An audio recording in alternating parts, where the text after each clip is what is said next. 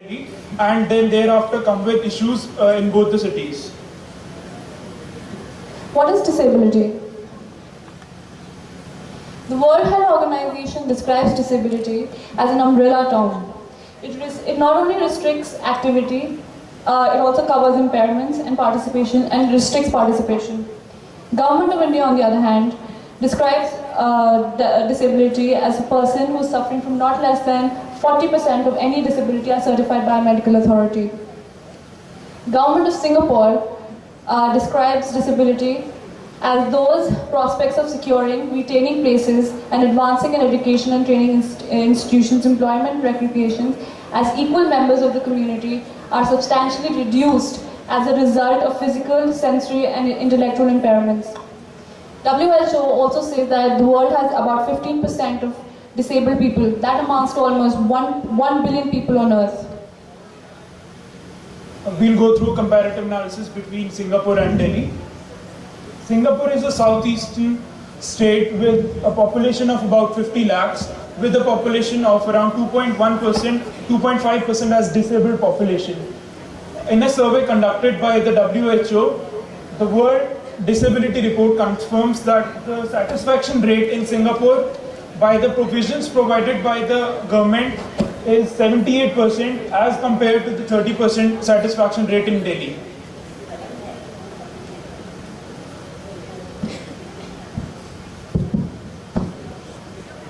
The public transport in Singapore. Singapore has about 80% of the people traveling by the mass rapid transit, therefore making it the most reliable and the most used form of transport there. The provisions that the government there has given for the mass rapid transport, we can see from the pictures here, as well as the provisions for each of the people having this certain disability. For example, people with wheelchairs have one barrier free entrance, whereas people for blind people have tactile service indicators. For deaf people, there are platforms that indicate.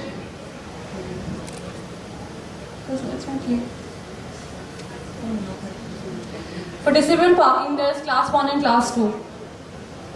Class 1 parking labels for disabled drivers, whereas Class 2 for parking labels for family members of people who are taking care of those disabled people.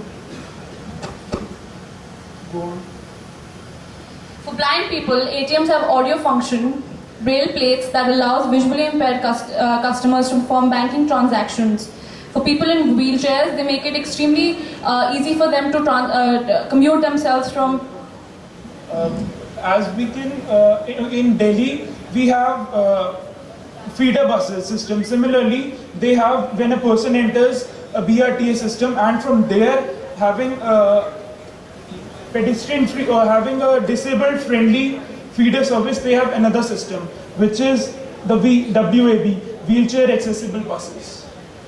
Similarly, for the deaf people, they have visual alarms in special hotels in case of emergencies. In case of traffic lights, they have a special card for the disabled people with which, when they use it in a traffic signal, it gives them extra stoppage time for the disabled people. They also have similar events for the disabled people, in which for the awareness campaigns for the general public.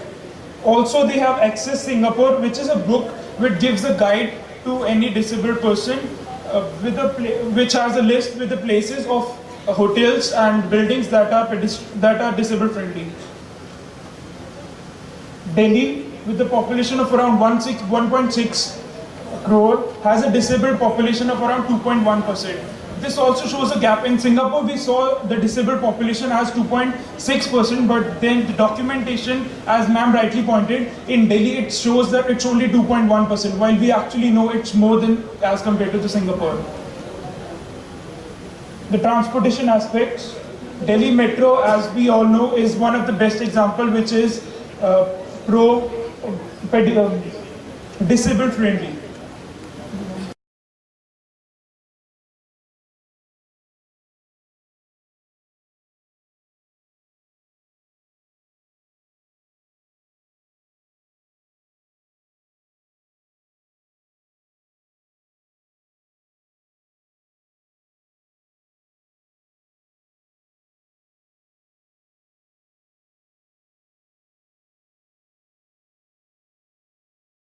transport facilities to be given to them. DTC buses are disabled friendly too, as they have low floor and foldable ramps and wheelchair areas. Now, but when you see, we're covering the issues. When you see the DTC, we have an image that the Delhi buses is not as disabled friendly as the metro is. But then when a person gets off the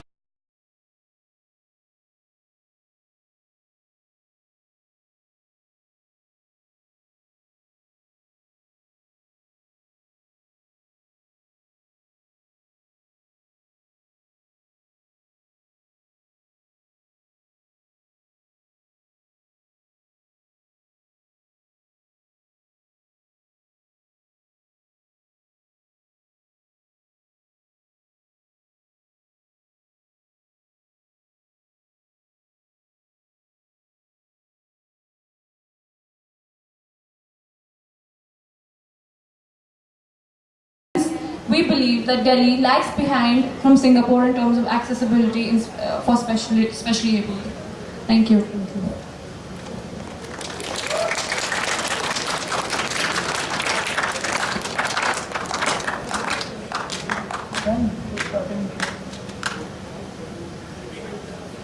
The jury may now ask the question.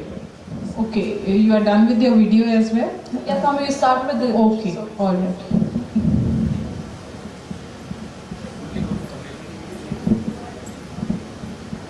Do you really call them physically disabled? Specially able, sir.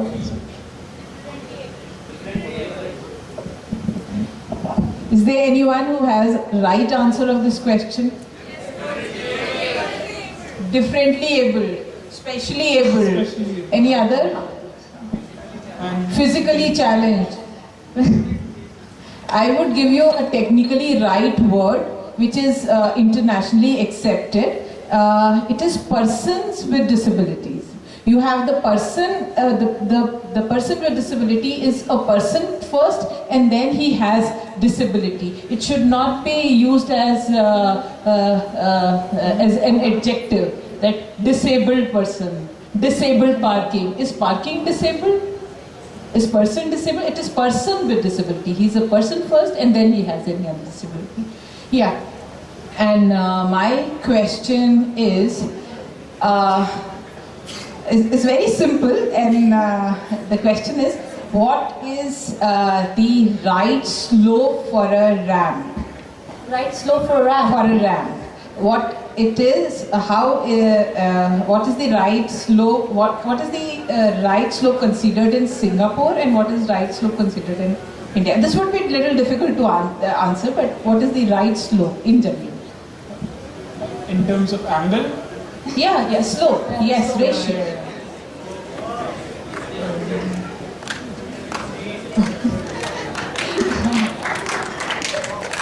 Now we'll look into that, I think.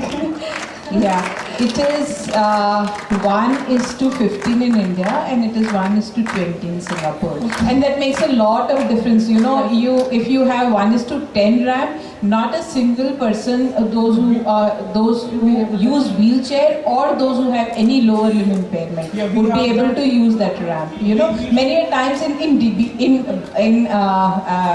Delhi, all those bus stops have very difficult ramp. It is difficult for all people, those who are wheelchair users or those who have any, and in fact it is difficult to use for even able-bodied person. You know, it is such, there are such steep ramp. So one should be very careful when you are assessing any facility for mobility impairment. Right? It can be just a kind of a eye wash instead of a real facility. in our starting video, we had that example. Even though the place has a ramp walk, but then 5 people are pulling up that wheelchair and taking him upstairs. That's because of the slope angle. And one more thing, when we talk about wheelchair users, there are only, I would say, 5 to 6% of the people, those who have impairments, those who use wheelchair. Rest of them have vision impairment, hearing impairment, those who have any kind of lower limb impairment, for whom handrail is more important than a ramp. So we have to be very careful when we are talking about accessibility, because we are not just designing for wheelchair. Okay, and even if we are doing it for wheelchair, then even small little things like ramps don't make a lot of difference. Thank you.